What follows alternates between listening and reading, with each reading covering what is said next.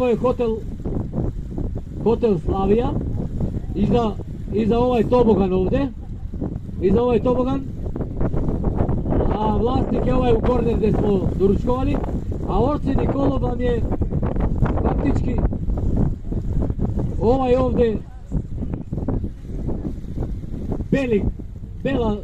bela zgrada ovdje. Da.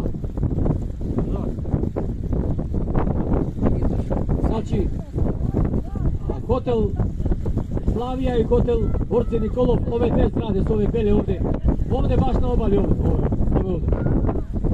Ali to je